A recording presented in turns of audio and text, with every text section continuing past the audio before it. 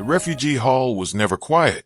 Even in rest hours, the air was full of soft crying, weak coughing, and tired whispers.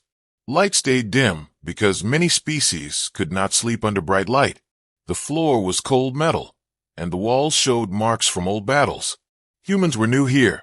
They did not come as soldiers. They came as helpers. Most aliens did not trust them yet. The human man walked slowly between rows of sleeping refugees. He wore simple clothes, no armor, no weapon. His face showed calm, but his eyes watched everything. He stopped often, offering food packs, clean water, or just a quiet nod. That was when he noticed the child. She was small, smaller than most children in the hall. Her skin was pale blue, her eyes too large for her thin face. She sat alone near a broken wall panel. No family, no group, no protector. She did not cry. She did not sleep. She only watched. Her eyes followed every movement, especially human movement. The man slowed his steps. He had seen fear before. This was different. This was fear mixed with hope. He crouched down at a safe distance. Not too close, not too far. He placed a food pack on the floor and gently pushed it toward her. She did not move. Minutes passed. The hall noise faded into the background. The child's eyes moved from the food to the man's face, then back again. Slowly, very slowly, she reached out. Her hand shook as she pulled the food closer. She opened it with care, like someone afraid of punishment. The man smiled softly. He stood up and walked away, giving her space. That should have been the end, but it was not. Later, during the shared meal time, the man returned. The child was still there, still alone, still silent. She was eating now, small careful bites, as if food was something rare, something dangerous. Then it happened. While she struggled with the pack, the fabric of her small shirt lifted slightly. Just for a moment. Just enough. The man froze. He saw lines on her skin. Dark burn marks. Thin cuts. Round scars that looked like old shock wounds. These were not fresh injuries. These were not accidents. These were placed there. His chest tightened. His breath stopped for a second. No child should carry scars like that. No child should know pain shaped by tools. The girl noticed his reaction. Her hands dropped to food. She quickly pulled her shirt down. Her eyes filled with fear. She expected anger. She expected punishment. Instead, the man slowly knelt again. His voice was quiet, steady. He did not touch her. He did not ask questions. "It is okay," he said softly. "You are safe here." She did not answer, but she did not run. Around them, other aliens watched. Some turned away. Some looked nervous. Some looked guilty. Whispers moved through the hall. Words like experiment. Words like property. Words like do not get involved.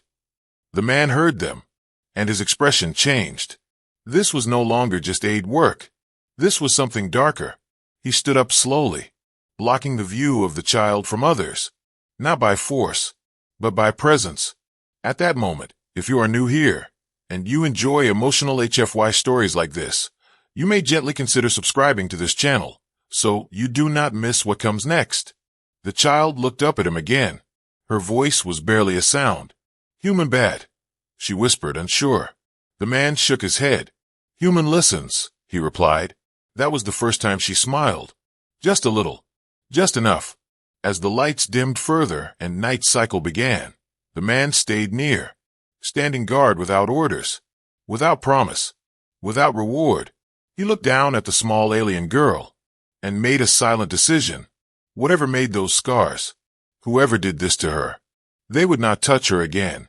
And somewhere deep in the quiet refugee hall, a war that had not yet started, finally found its reason. The human man did not sleep that night. The refugee hall rested in low light, but his mind stayed awake. Every time he closed his eyes, he saw the marks on the child's skin. He stood near a support pillar, arms crossed, watching quietly. The small alien girl slept curled against the wall now. Her breathing was light, uneven, like someone trained to wake fast. Those scars did not belong to war. War wounds were messy, wide, broken. These marks were clean, measured, repeated. That knowledge made his stomach turn. At first light cycle, He contacted the medical unit. Alien doctors worked there, calm and distant. They treated wounds, not questions. He asked gently. He always asked gently. The child, he said. She needs a scan. The lead medic did not meet his eyes. She is stable. The medic replied, voice flat. No further care required.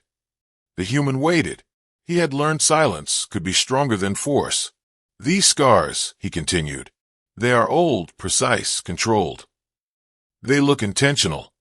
The medic's hands paused for half a second, then continued sorting tools. That information is restricted, the medic said. Restricted. That single word confirmed everything. The human walked back to the hall. His steps were slow, heavy. He felt the weight of a truth pressing down. The child was awake again, sitting in the same place, watching the room. She noticed him and stiffened. Fear returned quickly, like a trained response.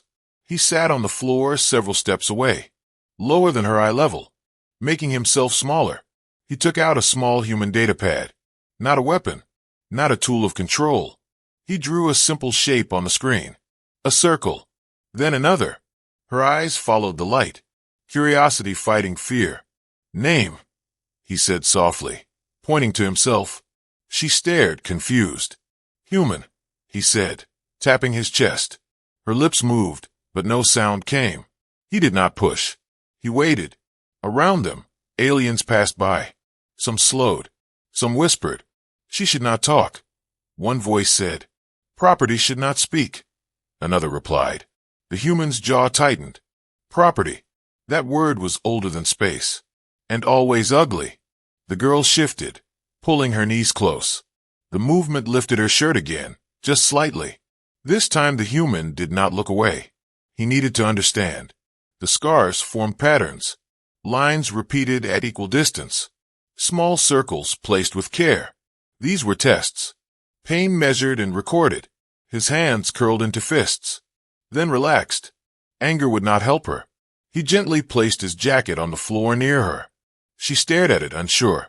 Cold, he said, touching his arms. After a long pause, she reached out. She wrapped the jacket around herself. The fabric was too big, but warm. Her shoulders relaxed, just a little. That was when she spoke. One word, broken, fragile. Safe.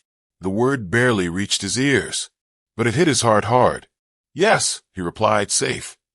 Later that cycle, the human requested records. Refugee intake files, transfer logs, medical history. Most files were empty. Names missing. Origins erased. Her file had only a number. No birth world. No guardian. No legal status. At the bottom, one line stood out. Classification, non-sentient variant. The human stared at the words. Non-sentient meant no rights. No protection. No crime. It meant someone could hurt her, and the law would look away. That was when the memory logs opened. Short fragments, corrupted, incomplete. White rooms. Bright lights. Cold tables. Small hands strapped down. Instruments lowering. Pain without voice. The girl screamed in the recording, but the sound cut out. The human shut the file. His hands shook. Behind him, security alarms chimed softly. Alien officials entered the hall. Their uniforms sharp, controlled. They looked at the child, then at the human. You are becoming involved, one said calmly. This unit is not assigned to you. The human stepped slightly forward. A simple movement. A clear message. She is hurt, he replied. She is a child. She is an asset, the official answered. Do not interfere. The girl clutched the human jacket tighter. Her eyes filled with silent panic. The official turned away, but not before saying one last thing. Return will be arranged. When they left, the hall felt colder. He knelt beside the girl again. They are coming, he said quietly, but I will not leave. She looked up at him, searching his face. Trust was dangerous, but she chose it anyway. Far beyond the station walls, ships were already changing course. Orders were being sent, and the scars that should not exist had just started a story the galaxy was not ready to hear. The human man knew the moment had passed when silence could protect them. The warning from the alien official echoed in his mind. Return will be arranged. Return did not mean safety. Return meant the white rooms, the cold tables, the tools. He looked at the small alien girl sitting beside him. She held the jacket tightly, as if it was the only real thing left in the universe. Her eyes followed every shadow, every sound. Humans were new to this part of space, but humans were not slow to learn. That same cycle, the man sent a secure message to Earth Command. Not a report, not a request, a warning. Child located. Non-sentient classification. Clear evidence of experimentation. Immediate moral risk. The reply came faster than expected. Confirmed. Send all data. Stay with the child. That was the first sign. Humanity had noticed. The man gathered everything. Medical scans denied. Scar images recorded discreetly. Memory fragments copied. He hesitated only once, before attaching the images of her scars. He knew once Earth saw them, there would be no turning back. Back in the refugee hall, life continued as if nothing had changed. Aliens ate, rested, whispered, but something invisible had shifted. The girl stayed close now, always within a few steps of the human. When he moved, she moved. She did not speak much, but she listened. He taught her small words. Food. Warm. Here. She learned fast. Too fast for a child who was supposed to be non-sentient. Sometimes she laughed softly when she said a word right, then stopped herself, as if joy was also forbidden. Human volunteers noticed. They saw the way she flinched at loud sounds, the way she froze when uniformed aliens passed. Questions began spreading quietly among the humans. Why is that child alone? Why does she hide her skin? Why does she fear doctors? Then Earth Command responded again. Legal review complete. Non-sentient classification rejected. Child recognized as protected individual under human moral doctrine. The words were calm, but the meaning was explosive.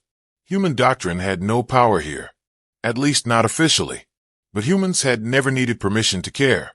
The man read the next line slowly. Do not surrender the child. His chest tightened. Relief mixed with fear. He was no longer just helping. He was defying an empire. That same cycle. Alien authorities returned. More of them this time.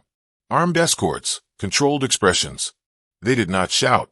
They did not threaten. They smiled. The asset will be transferred, the lead official said. Compliance will ensure peaceful cooperation. The human stepped forward, his voice steady, clear. She is under human protection. The word protection landed hard. Several aliens shifted uncomfortably. Humans have no jurisdiction here, the official replied. This unit is not human. She is a child, the man said. That is enough. The girl pressed against his side, her hands trembling. One of the escorts reached forward slightly. Not touching. Testing. Every human volunteer nearby moved at once. Not aggressively, but deliberately. They stood between the child and the aliens. Unarmed. Silent. The hall fell quiet. Never before had the station seen humans form a barrier like that. Not for territory. Not for resources. But for one small life. The alien official's smile faded. This will have consequences, he warned. The human man nodded. We know. Later, far away, the images reached the galactic network. Not released publicly, but shared quietly among councils. A small blue child, covered in scars, measured pain, recorded suffering. Some turned away. Some denied.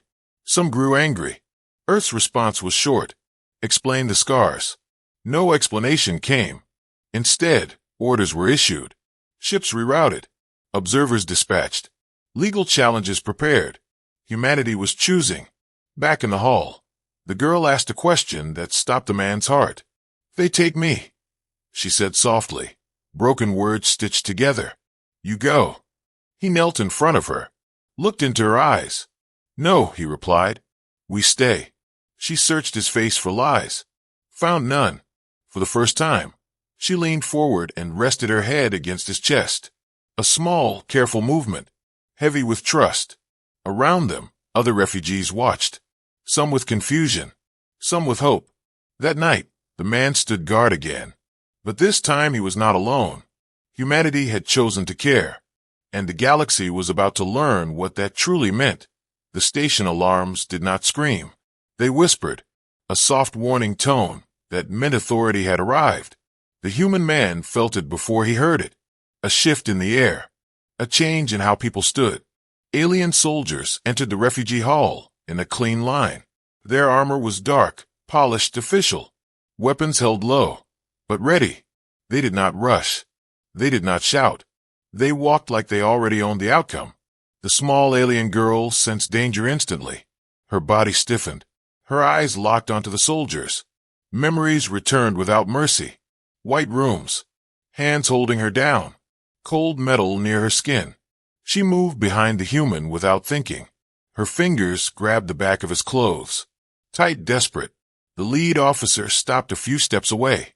This will be resolved now, he said calmly. Hand over the asset. Asset. That word again. The human did not raise his voice.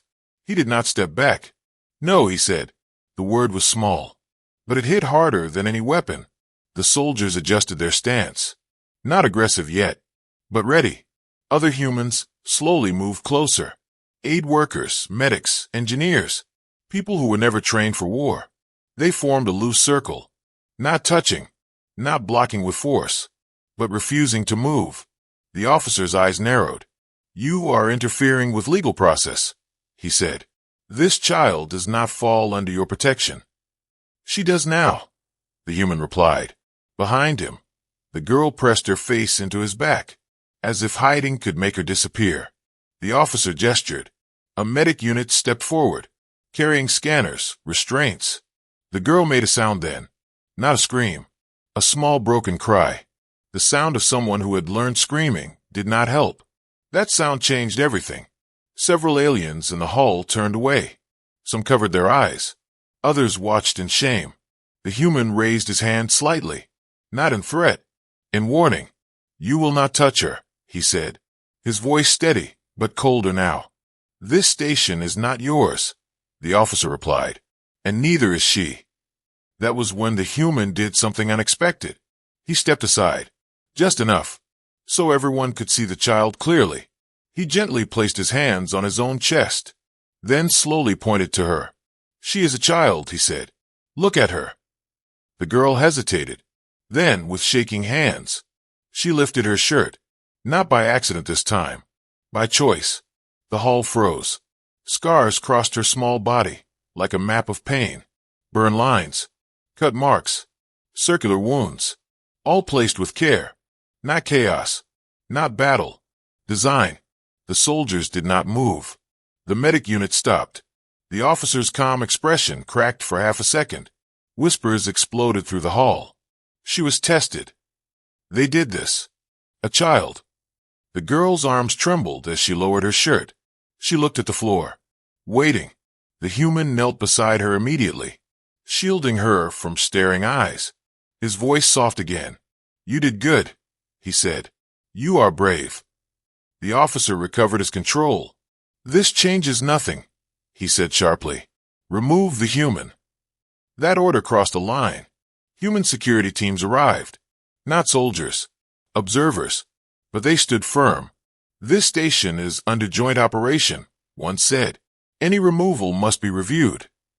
The officer's voice dropped. You are choosing conflict. Yes, the human replied, if that is the price. Far away, news traveled faster than ships. Images leaked, quietly at first, then louder.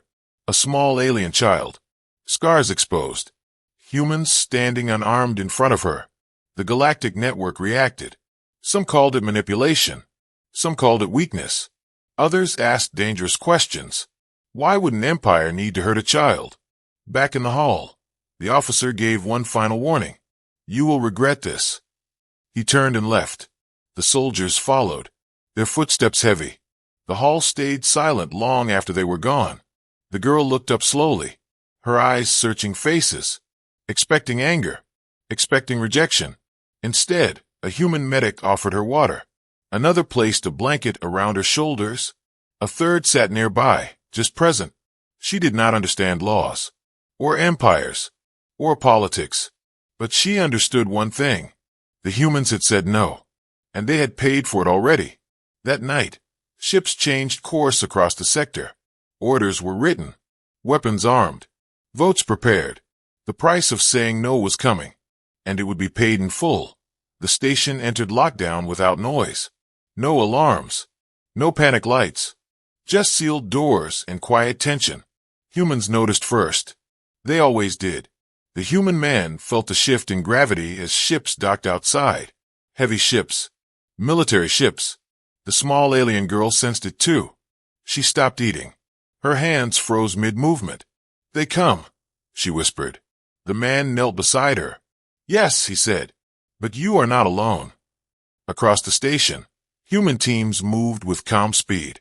Not soldiers rushing to battle, but people protecting lives. Refugees were guided to inner halls. Medical units prepared safe zones.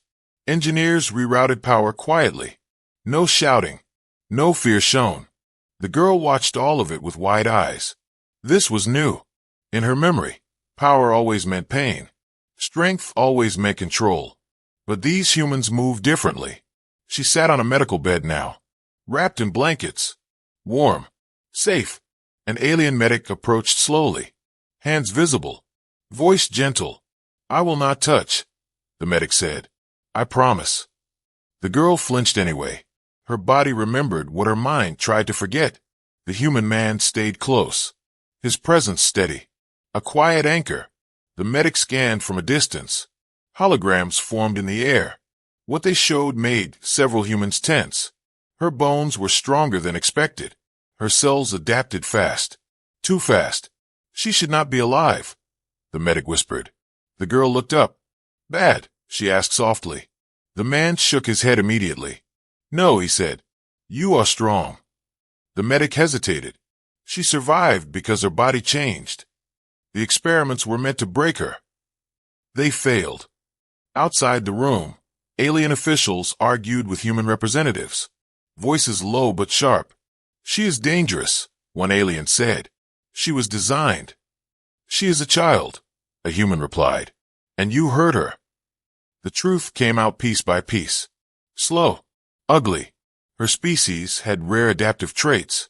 The Empire wanted weapons, not people. Children were easier to shape, easier to control. The girl listened from the bed, hearing words she did not fully understand. But she understood tone. They were talking about her, like she was not there. She pulled the blanket tighter. "I did wrong," she said quietly. "They hurt because me." The man's heart clenched. He moved closer. "No," he said firmly. "They hurt because they chose to." She looked confused. Choice was a strange idea to her. At that moment, a message arrived from Earth. Priority level. Human eyes only. Evacuation plans approved. Defensive posture authorized. Protection of the child is absolute. Absolute. That word carried weight. Human ships began positioning around the station. Not aggressive, but unmovable. The alien fleet outside paused. This was not expected. They had seen humans as soft, too emotional, too attached. They were wrong. Inside the medical room, the girl asked another question, voice barely a whisper. "They take me again?" The man took a slow breath. "No," he said. "Never again." She studied his face carefully, searching for cracks, finding none. For the first time, she spoke more than one sentence. Broken words, but clear meaning. "They hurt me. Many. I did not break." The room fell silent. Humans felt it then. Not pride, not fear. Respect. She was not just a victim. She was a survivor. Outside, the alien commander sent a final demand. Surrender the asset, or face consequences. Earth's reply was short. Denied. That single word echoed across channels. The alien fleet powered weapons. Human ships did not move. Between them, a fragile station full of refugees waited. The girl stood up from the bed. Her legs shook, but she stayed standing. She walked to the window, looking at the stars, at the ships. "I live," she said softly. "They fail." The man stood beside her. "Yes," he said. "They failed." In that moment, the child who survived them all changed from a secret into a symbol, and the galaxy, whether it wanted to or not, was about to learn her name. The first shot was not fired by humans. It never was. The alien fleet moved closer, slow and heavy. Weapons charged, but still silent. A threat made of metal and numbers. Inside the station, fear spread like cold air. Refugees huddled together. Some prayed. Some cried. The small alien girl watched the stars through the window. Her reflection looked back at her. Small, scarred, alive. The human man stood behind her. Hands relaxed. Face calm. This calm confused the alien observers. Humans should be afraid. They should panic. They should beg. Instead, human ships shifted into position. Not attacking. Not retreating. Protecting. A wide defensive arc formed around the station. Every angle covered. Every weak point guarded. Human commanders spoke in low voices. No shouting. No anger. Evac routes secure. Medical bays ready. Refugees first. That last command echoed through every human channel. Refugees first. The alien fleet hesitated. This was not war doctrine. This was something else. The girl felt the station shake slightly as power systems adjusted. She flinched. Old fear rising. The man knelt beside her. "That is us," he said gently. "Keeping people safe." She looked at him. "Even me." "Especially you," he answered. Outside, the alien commander lost patience. "Human vessels," he broadcast. "Move aside or be destroyed." The response came from a human voice, calm and steady. "We will not move." That was it. The alien fleet fired. Energy weapons, cutting through space. Bright and deadly. Human ships reacted instantly. Defense shields flared. Intercept systems activated. But the most shocking part was this. Human ships did not fire back immediately.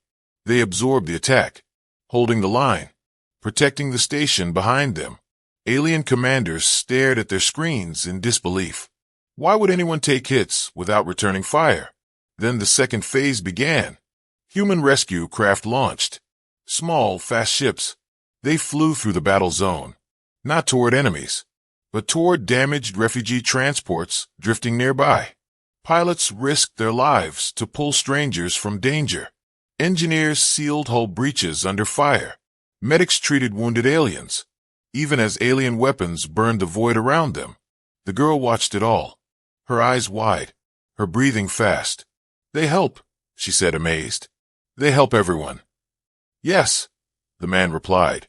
"That is why they fear us." The alien fleet pressed harder. Stronger weapons. More power. Human ships finally responded, not with rage, but precision. Targeted strikes disabled weapons. Engines shut down. Command ships isolated. No unnecessary destruction. No wasted lives. The message was clear. We can stop you, but we do not want to kill you. Across the galaxy, observers watched live feeds. They expected chaos. They saw control. They expected cruelty. They saw restraint. The girl felt something warm in her chest. Not pain. Not fear. Hope. Suddenly, a damaged alien cruiser broke formation. Power failing. Spiraling toward the station. Alarms rang. Collision course. Human ships reacted instantly. 3 vessels moved to intercept. Not to destroy. To push. They burned engines beyond safe limits. Hull plates glowing. Systems screaming warnings. They diverted the cruiser away from the station. Barely. Just enough. One human ship lost power and drifted. Life support failing. Without hesitation, human rescue teams moved again, pulling their own people out, then pulling alien survivors from the disabled cruiser. The alien commander watched in silence, hands shaking. "These humans," he whispered, "they protect even their enemies." Inside the station, the girl turned to the man. "Why?" she asked softly. "They hurt you." The man looked at the stars. "Because if we stop caring," he said, "we become the monsters." That moment spread through the galaxy faster than weapons fire. Recordings shared. Voices translated. A child with scars. Humans bleeding to save strangers. Enemies spared when they could have been destroyed. The alien fleet powered down weapons one by one, confusion replacing anger. The commander sent a final message. This conflict is suspended. Suspended, not ended. But the message was enough. The girl leaned against the window, exhausted, but smiling. She understood now. The galaxy did not fear humans because they were strong, or because they were violent. The galaxy feared humans because they cared. And once humans chose to care, they never stopped. The battle ended without celebration. No cheers. No victory calls. Only quiet. The station lights returned to normal levels. Doors unlocked slowly. Refugees stepped out with careful hope. Outside the windows, human ships held position. Not chasing. Not threatening. Just staying. The small alien girl slept for the first time without fear. Curled on a human medical bed. Breathing deep. Dreaming without pain. The human man sat nearby. Exhaustion heavy in his eyes, but relief even heavier in his chest. Across the galaxy, the recording spread. Not edited. Not dramatized. A child lifting her shirt.